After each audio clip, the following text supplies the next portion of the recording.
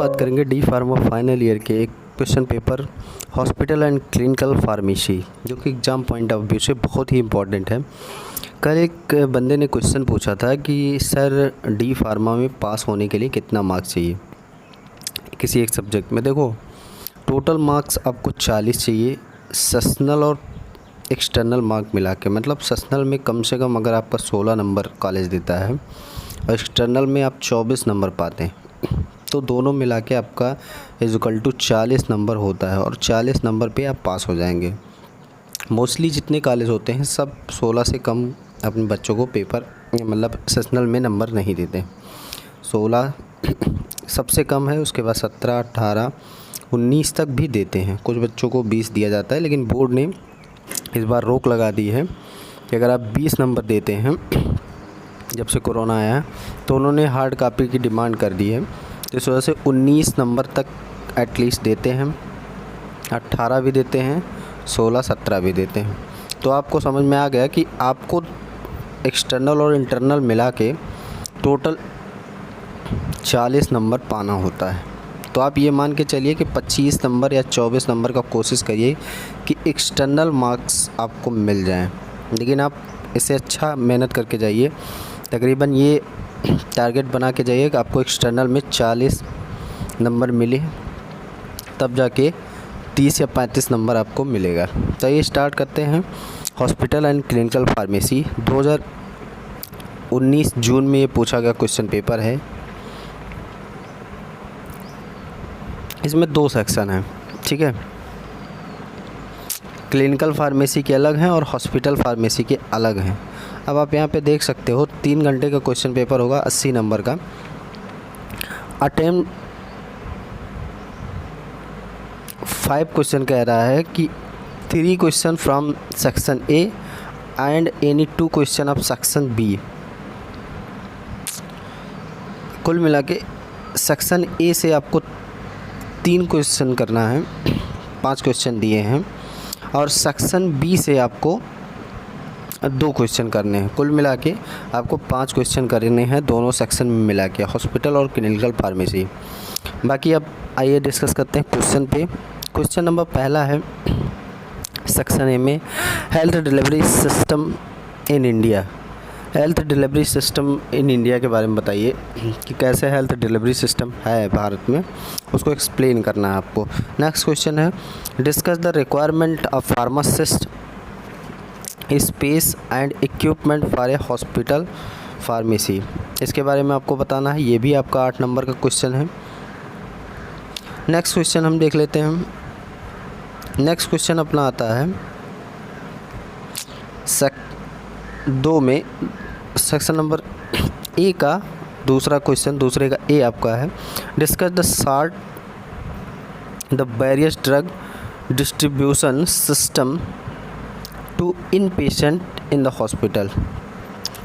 Next question है इसी में सेक्शन बी का, सेक्शन ए का दूसरे का B question number, name of the 4 surgical instrument with their use. 4 surgical instrument बताने हैं और उसकी यूज बताने हैं कि जब ऑपरेशन होता है तो ऐसे कौन से 4 इंस्ट्रूमेंट होते हैं जो यूज होते हैं और उनका क्या यूज होता है, नाम बताना है और यूज।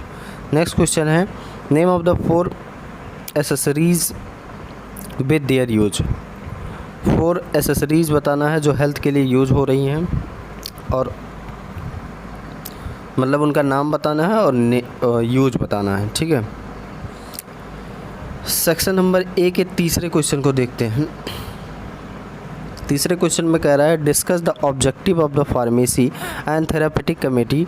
देखो, पीटीसी हमने आपको बताया कि हमेशा इम्पॉर्टेंट है। पीटीसी फार्मेसी थेरापेटिक कमेटी आप अच्छे से पढ़ लीजिएगा, ये मोस्ट इम्पॉर्टेंट क्वेश्चन है। नेक्स्ट क्वेश्चन है, discuss in detail the application of computer in hospital. ये भी क्वेश्चन बहुत बार पूछा गया है, मतलब हॉस्पिटल में कंप्यूटर का क्या रोल है या फार्मेसी के अंदर कंप्यूटर का क्या रोल है, इसके बारे में आपको डिटेल में बताना है। नेक्स्ट क्वेश्चन देख लेते हैं। क्वेश्चन नंबर 4 का ए, इसमें से 5 दिए गए हैं 6 दिए गए हैं, केवल 4 करने हैं संभवतः। पहला क्वेश्चन है source of the drug information service, sources of drug information service के बारे में बताना है। नेक्स्ट क्वेश्चन है सेंट्रल सैटेलाइट सर्विस के बारे में बताना है। सेंट्रल सैटेलाइट सर्विस जो है बहुत ही इंपॉर्टेंट है। दूसरा ये सबसे ज़्यादा इंपॉर्टेंट है सैटेलाइट फार्मेसी सर्विस, इसको ज़रूर पढ़ लेना। नेक्स्ट क्वेश्चन है function of the hospital, hospital का क्या फंक्शन है। नेक्स्ट क्वेश्चन है out patient service OPD service के बारे में बताना है। नेक्स्ट क्वेश्चन है लैमिनार एयर फ्लो ऑपरेटर्स। तो ये जितने क्वेश्चन इसमें दिए गए हैं सारे मोस्ट इम्पॉर्टेंट हैं और मोस्टली किसी न किसी क्वेश्चन पेपर में ईयर के इसको रिपीट किया गया है, तो आप ये सारे पढ़ लीजिएगा।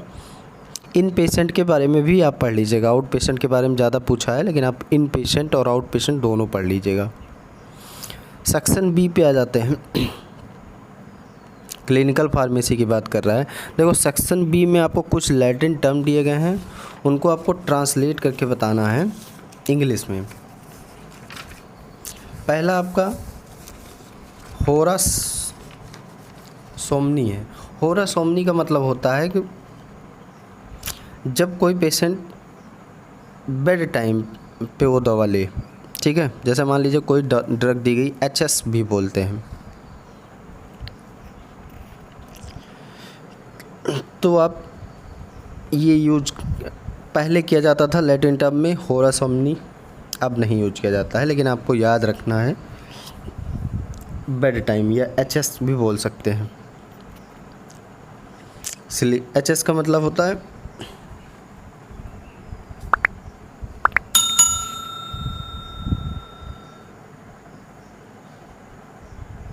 मतलब जब आप सोने जा रहे हो रात में। पोस्ट सिबोस नेक्स्ट टर्म दिया है। पोस्ट सिबोस का मतलब होता है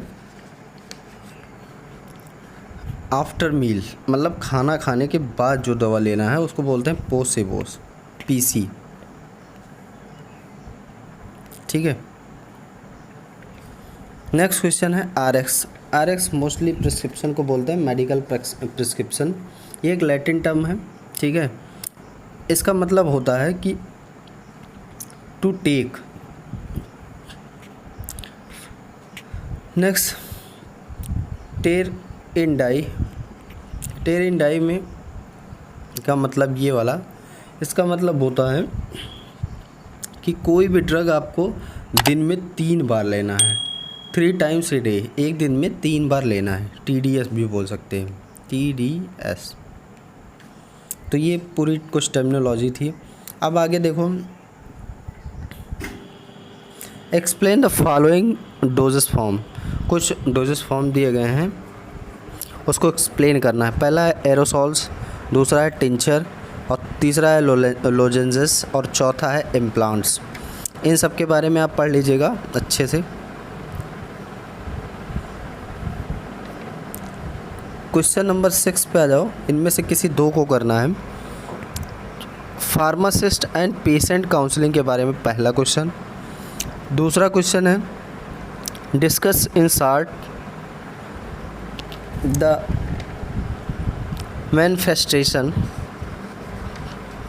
एंड पैथोफिजियोलॉजी ऑफ हेपेटाइटिस और रोमेटाइटिस अर्थराइटिस, इसके बारे में बताना है। नेक्स्ट क्वेश्चन है factor affecting bioavailability of drug.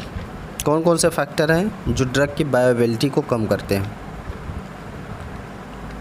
ठीक है। नेक्स्ट क्वेश्चन है question number 7, right short note on any 4 of the following.